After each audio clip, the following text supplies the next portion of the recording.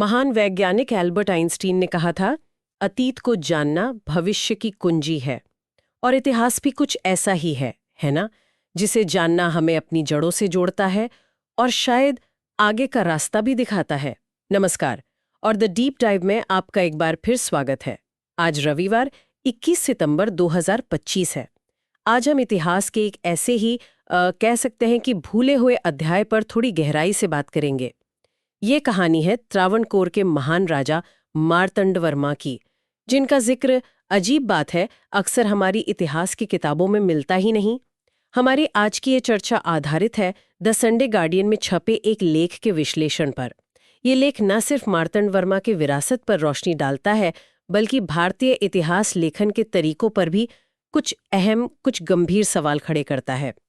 ये बातचीत यूपीएससी की तैयारी करने वालों के लिए तो खैर महत्वपूर्ण हो ही सकती है, मेंस और प्रीलिम्स दोनों के लिहाज से, लेकिन साथ ही ये हर उस भारतीय के लिए है जो अपने गौरवशाली अतीत के कुछ अनछुए पहलुओं को जानना चाहता है। हमारा मकसद है मार्तंडवर्मा के योगदान को समझना और ये भी जानना कि आखिर क्यों उन्हें इतिहास में वो जगह नहीं मिली जिसके वो शायद हकदार थे। तो तैयार हैं इस सफर के लिए? चलिए शुरू करते हैं। तो शुरुआत करते हैं अणिज्जम थिरुनल मार्तंडवर्मा से। शासनकाल था उनका 1729 से 1758 तक। जैसा कि स्रोत बताता है और जैसा मैंने कहा भी, मुख्य धारा के भारतीय इतिहास में इनका नाम कम ही सुनने को मिलता है। लेकिन ये वही शासक हैं जिन्होंने 1741 में कोलाचल की लड़ाई में एक बहुत बड़ी यूरोपीय ताकत डच ईस्ट इंडिया कंपनी को बुरी तरह हराया था। सोचिए जरा, ये किसी एशियाई ताकत की किसी यूरोपीय औपनिवेशिक शक्ति पर पहली निर्णायक जीत मानी जाती है। ये तो कितनी बड़ी बात है। फिर भी उनका नाम इतना अनसुना क्यों है, ये सवाल तो उठता है। हाँ, बिल्कुल। और यही बात इस पूरी कहानी को और भी पेचीदा बना देती है। कोलाचल की वो जीत सिर्फ एक लड़ाई जीतना भर नहीं थी। हाँ। उसके परिणाम बहुत गहरे थे। उसने भारत में डच विस्तार की जो महत्वाकांक्षाएं थीं, उन पर एक तरह से पूरी तरह रोक लगा दी। ये एक साफ संदेश था कि देखो, भारतीय राज्य भी यूरोपीय सेनाओं का मुकाबला कर सकते हैं और उन्हें हरा भी सकते हैं। लेकिन जैसा आपने कहा और जैसा स्रोत भी इशारा करता है, इस जबरदस्त ऐतिहासिक जीत के बावजूद मार्तंडवर्मा हमारी स्कूली किताबों से लगभग गायब है। जबकि उन्हीं किताबों में हम देखते हैं कि मुगलों के बारे में पन्ने के पन्ने भरे पड़े हैं। ये वाकई सोचने वाली बात है कि इतिहास कैसे लिखा जाता है, कैसे पढ़ाया जाता है। हाँ, और यहीं से स्रोत का जो मुख्य तर्क है वो शुरू होता है। लेख ये सवाल उठाता है कि भाई ऐसा क्यों है कि भारतीय मध्यकालीन इतिहास को अक्सर बस मुगल काल के आसपास ही समेट दिया जाता है। क्या उस दौर में भारत के दूसरे हिस्सों में कोई महत्वपूर्ण शासक नहीं थे, कोई बड़ी सभ्यताएं नहीं थीं, कोई उल्लेखनीय उपलब्धि नहीं हुई? स्रोत का आरोप है, और हम यहाँ साफ कर दें कि ये स्रोत का नजरिया है, कि ये अनदेखी सिर्फ एक चूक नहीं, बल्कि दशकों से चले आ रहे एक चयनात्मक इतिहास लेखन का नतीजा है। इसमें दावा किया गया है कि ये खास तरह के इतिहास लेखन में मुगलों की शान और शौकत का तो खूब बड़ा चढ़ाकर बखान किया गया, लेकिन उनकी क्रूरता या उनकी विफलताओं पर जैसे पर्दा डाल दिया गया। और इतना ही नहीं, स्रोत ये भी कहता है कि इसी प्रक्रिया में देश के बाकी हिस्सों के जो शक्तिशाली शासक थे, जैसे कि मार्तंडवर्मा, उन्हें या तो पूरी तरह से भुला दिया गया या फिर उन्हें औपनिवेशिक और कुछ खास विचारधाराओं, स्रोत जिन्हें वामपंथी कहता है, के तहत कम करके दिखाया गया। हम फिर से स्पष्ट कर दें, ये विचार और आरोप स्रोत लेख के हैं और हम उन्हें यहाँ सिर्फ जानकारी के तौर पर रख रहे हैं, बिना किसी पक्षपात के। और इस तरह का जो कथित पक्षपातपूर्ण इतिहास लेखन हुआ, उसका नतीजा क्या निकला? स्रोत के अनुसार इसका असर काफी गहरा पड़ा है। इसने भारतीयों की कई पीढ़ियों को अपने ही अतीत की एक अधूरी या शायद विकृत तस्वीर दी है। उन्हें अपनी सभ्यता की पूरी कहानी, उसकी सफलताओं और संघर्षों की पूरी चौड़ाई जानने का मौका ही ठीक से नहीं मिला। और इससे कहीं न कहीं उस आत्मविश्वास में कमी आई जो अपने गौरवशाली और संपूर्ण इतिहास को जानने से मिलता है। स्रोत का तर्क यह है कि जब आप कुछ खास शासकों का महिमा मंडन करते हैं और मार्तंडवर्मा जैसे क्षेत्रीय नायकों को नज़रअंदाज कर देते हैं, तो आप सिर्फ तथ्य नहीं छिपा रहे होते, बल्कि आप देश की जो सामूहिक याददाश्त है उसको भी कमज़ोर करते हैं। अगर हम इसे थोड़ी बड़ी तस्वीर में रखकर देखें, तो शायद ये समझना आसान हो जाता है कि क्यों आज भी कई भारतीय अपने इतिहास को लेकर एक तरह की हिचक या शायद आत्मविश्वास की कमी महसूस करते हैं। स्रोत का मानना है कि इसकी एक बड़ी वजह यह है कि उन्हें अपने पूर्वजों की असल ताकत, उनकी दूरदर्शिता और उनकी उपलब्धियों के बारे में पूरी और सही जानकारी व्यवस्थित तरीके से नहीं दी गई। तो शायद मार्तंड वर्मा जैसे नायकों की कहानियों को फिर से जानना और समझना इस स्थिति को बदलने की दिशा में एक पहला कदम हो सकता है। बिल्कुल। चलिए थोड़ा पीछे चलते हैं मार्तंड वर्मा के शासनकाल की शुरुआत पर। जब 1729 में उन्हें वेनाड की गद्दी मिली, जो बाद में त्रावणकोर बना, तो हालात बहुत ही खराब थे। राज्य में पूरी तरह अराजकता थी। एट्टू विट्टल पिल्लमार नाम के 8 शक्तिशाली सामंती सरदार थे, जिनकी ताकत कह सकते हैं कि राजा से भी ज्यादा थी। वो अपनी मनमानी चलाते थे। ऊपर से डच जैसी विदेशी ताकतें थीं जो स्थानीय राजनीति में खूब दखल देती थीं और राजा पर अपना दबदबा बनाने की लगातार कोशिश में थीं। ऐसे माहौल में तो कोई भी नया शासक शायद हिम्मत हार जाता। हाँ, माहौल तो वाकई मुश्किल था। लेकिन मार्तंड वर्मा अलग मिट्टी के बने थे, ऐसा लगता है। उन्होंने गद्दी संभालते ही ये ठान लिया कि सामंती ढांचे को खत्म करना है और सत्ता को राजा के हाथ में केंद्रित करना है। उन्होंने साफ कर दिया कि अब सिर्फ राजमुकुट का ही शासन चलेगा, किसी सरदार का नहीं। और ये वाकई में दिलचस्प है कि उन्होंने ये किया कैसे। उन्होंने सिर्फ राजनीतिक इच्छा शक्ति ही नहीं दिखाई, बल्कि जबरदस्त सैन्य सुधार भी किए। गांव-गांव में कलारियों को फिर से जिंदा किया। ये मार्शल आर्ट के स्कूल थे जो सदियों से वहां की परंपरा का हिस्सा थे। उन्होंने त्रावणकोर की सेना को एक बड़ी, स्थायी और अनुशासित सेना में बदला और सबसे बढ़कर उन्होंने त्रावणकोर लाइन्स नाम की एक मजबूत किलेबंदी बनवाई, जिसने राज्य को बाहरी हमलों से काफी लंबे समय तक सुरक्षित रखा। ये सब एक बहुत सोची समझी रणनीति का हिस्सा लगता है। हाँ, और कोलाचल की लड़ाई इसी तैयारी और इसी दूरदर्शिता के एक जीता जागता सबूत थी। डच सेना तो पूरे आत्मविश्वास के साथ आई थी। उन्हें लगा कि भाई हमारे पास आधुनिक हथियार हैं, यूरोपीय अनुशासन है, हम तो आसानी से त्रावणकोर की सेना को कुचल देंगे। लेकिन मार्तंड वर्मा की सेना ने उन्हें चौंका दिया। त्रावणकोर के सैनिकों ने उनकी सप्लाई लाइन काट दी, उन पर लगातार सटीक हमले किए और आखिरकार डचों को बिना किसी शर्त के हथियार डालने पर मजबूर कर दिया। वो पल जब डच एडमिरल यूस्टाशियस डी लनॉय ने अपनी तलवार मार्तंड वर्मा के कदमों में रखी, वो भारतीय इतिहास का एक मील का पत्थर है। सोचिए, एक यूरोपीय कमांडर एक भारतीय राजा के सामने नतमस्तक हो रहा था। ये बड़ी बात थी वाकई। और यहाँ मार्तंड वर्मा की व्यवहारिकता देखिए, जो उन्हें और भी खास बनाती है। उन्होंने डी लनॉय को मारा नहीं, सजा नहीं दी, बल्कि उसकी काबिलियत को पहचाना, उसे अपनी ही सेना का जनरल बना दिया। उसकी यूरोपियन सैन्य विशेषज्ञता का इस्तेमाल अपनी सेना को और आधुनिक बनाने के लिए किया। ये स्थानीय ताकत और बाहर से सीखे गए ज्ञान का एक अद्भुत मिश्रण था। ये दिखाता है कि वो सिर्फ एक योद्धा नहीं थे, बल्कि एक बहुत चतुर रणनीतिकार भी थे। सही कहा। लेकिन मार्तंड वर्मा की महानता सिर्फ युद्ध के मैदान तक ही सीमित नहीं थी, है ना? उन्होंने शासन चलाने के तरीकों में भी बड़े बदलाव किए हैं।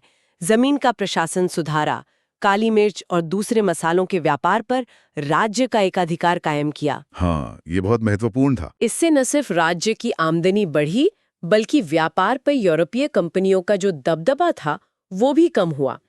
इस आर्थिक समझ ने त्रावणकोर को एक मजबूत और स्थिर राज्य बनाया। इतना ही नहीं, उन्होंने कला और साहित्य को भी खूब बढ़ावा दिया। तिरुवनंतपुरम उनके समय में एक बड़ा सांस्कृतिक केंद्र बन गया। कुंचन नंबियार और रामपुराथु वारियर जैसे महान कवि उनके दरबार की शोभा थे। और आज हम तिरुवनंतपुरम में जो भव्य पद्मनाभ स्वामी मंदिर देखते हैं, उसकी वर्तमान भव्यता में मार्तंड वर्मा का बहुत बड़ा योगदान माना जाता है। और फिर आता है 1750 का वो ऐतिहासिक और शायद सबसे अनोखा कदम। मार्तंड वर्मा ने अपना पूरा राज्य, अपनी पूरी संप्रभुता भगवान पद्मनाभ, जो विष्णु का ही एक रूप हैं, उन्हें समर्पित कर दी। उस दिन से उन्होंने खुद को राजा नहीं माना, बल्कि पद्मनाभ दास यानी भगवान पद्मनाभ का सेवक घोषित कर दिया और उसी रूप में शासन चलाया। ये सिर्फ एक धार्मिक कार्य नहीं था, इसके पीछे गहरी राजनीतिक सूझबूझ भी थी। इस एक कदम ने गद्दी के लिए होने वाले जो झगड़े थे, जो वंशवादी दावे थे, उनको हमेशा के लिए खत्म कर दिया। अब संप्रभुता किसी व्यक्ति या वंश में नहीं, बल्कि ईश्वर में निहित हो गई थी। अच्छा, ये तो बहुत ही अनोखी बात है। हाँ बिल्कुल। इस समर्पण ने त्रावणकोर राज्य को एक अभूतपूर्व वैधता दी, एकता दी और स्थिरता दी, जो मार्तंड वर्मा के बाद भी कई दशकों तक कायम रही। ये भक्ति और व्यावहारिकता का एक अनूठा संगम था जिसने शासन को स्थायित्व दिया। स्रोत में एक पंक्ति है जो शायद वर्मा की हैसियत को सबसे अच्छे से बताती है। उन्हें वो भारतीय राजा कहा गया जिसने यूरोप पर आक्रमण करने की धमकी दी थी। कि आस्था और शासन की व्यावहारिकता का ये जटिल संतुलन उन्होंने कैसे साधा होगा और ये राज्य के लिए इतना सफल कैसे रहा, ये सोचने वाली बात है। बिल्कुल। अब सवाल ये है कि मार्तंड वर्मा की ये कहानी आज हमारे लिए, आज के भारत के लिए क्यों मायने रखती है। जैसा कि स्रोत भी कहता है, इतिहास सिर्फ बीती हुई घटनाओं का लेखा जोखा नहीं होता। ये हमारी सामूहिक पहचान को गढ़ता है। ये बताता है कि हम कौन हैं और हमारी विरासत क्या है। भारत जैसा विशाल और विविधता से भरा देश, जहाँ भाषा, जाति, क्षेत्र अक्सर हमें बांटते नजर आते हैं, वहाँ हम एक दूसरे के इतिहास को जाने बिना एक मजबूत राष्ट्र कैसे बन सकते हैं। सही बात है। स्रोत एक अच्छा उदाहरण देता है। सोचिए, क्या दिल्ली में पढ़ने वाला कोई छात्र मार्तंड वर्मा के बारे में जानता है? या तमिलनाडु में रहने वाला कोई व्यक्ति असम के वीर लचित बोरफुकन के बारे में कितना जानता है? या राजस्थान के किसी छात्र को क्या रानी अब्बक्का के बारे में पढ़ाया जाता है, जिन्होंने पुर्तगालियों का डटकर मुकाबला किया था? जब हम अपने ही देश के अलग अलग हिस्सों के नायकों और उनके संघर्षों से अनजान रहते हैं, तो हमारी राष्ट्रीय स्मृति खंडित रहती है। हम एक साझा गौरवशाली अतीत की पूरी तस्वीर नहीं देख पाते। इसीलिए मार्तंड वर्मा जैसे विद्वत्तों को हमारे इतिहास की मुख्य धारा में लाना, उन्हें हमारे पाठ्यक्रम का हिस्सा बनाना, ये सिर्फ कुछ अकादमिक गलतियों को सुधारना भर नहीं है। स्रोत के अनुसार ये एक गहरी राष्ट्रीय एकता को बढ़ावा देने का तरीका है। जब हमारे बच्चे जानेंगे कि भारत के हर कोने में ऐसे शासक हुए जिन्होंने विदेशी ताकतों को चुनौती दी, जिन्होंने मजबूत राज्य बनाए, जिन्होंने कला और संस्कृति को संरक्षण दिया, तो उनमें एक साझा ताकत और साझा विरासत का एहसास जगेगा। स्रोत का मानना है कि यही साझा एहसास और आत्मविश्वास विकसित भारत के लक्ष्य को पाने के लिए जरूरी नींव बन सकता है। ये एक महत्वपूर्ण कड़ी है। और मार्तंड वर्मा की कहानी सिर्फ प्रतिरोध की कहानी नहीं है, ये दूरदर्शिता की भी कहानी है। उन्होंने ये तब कर दिखाया जब अंग्रेज भारत में अपनी जड़ें जमा ही रहे थे। उन्होंने एक बड़ी यूरोपीय ताकत को हराया। उन्होंने दिखाया कि कुशल प्रशासन, आत्मनिर्भरता और सांस्कृतिक समृद्धि एक साथ संभव हैं। और हाँ, पश्चिमी तट पर शिवाजी महाराज की तरह उन्होंने भी स्वदेशी परंपराओं और सूझबूझ के आधार पर एक शक्तिशाली सैन्य ताकत खड़ी की थी। ये वो सबक हैं, जैसा स्रोत कहता है, जिन्हें आज भारत को फिर से याद करने की जरूरत है। सिर्फ इतिहास की किताबों को संतुलित करने के लिए नहीं, बल्कि खुद को ये याद दिलाने के लिए कि हमारे पूर्वज सिर्फ पीड़ित नहीं थे, वे विजेता भी थे, निर्माता भी थे। तो इस पूरी चर्चा का सार क्या निकलता है? इसका कुल मिलाकर क्या मतलब है? मार्तंड वर्मा का जीवन हमें कई बातें सिखाता है। पहली, कि उपनिवेशवाद का प्रतिरोध 1857 के सिपाही विद्रोह से बहुत पहले पूरी ताकत से शुरू हो चुका था।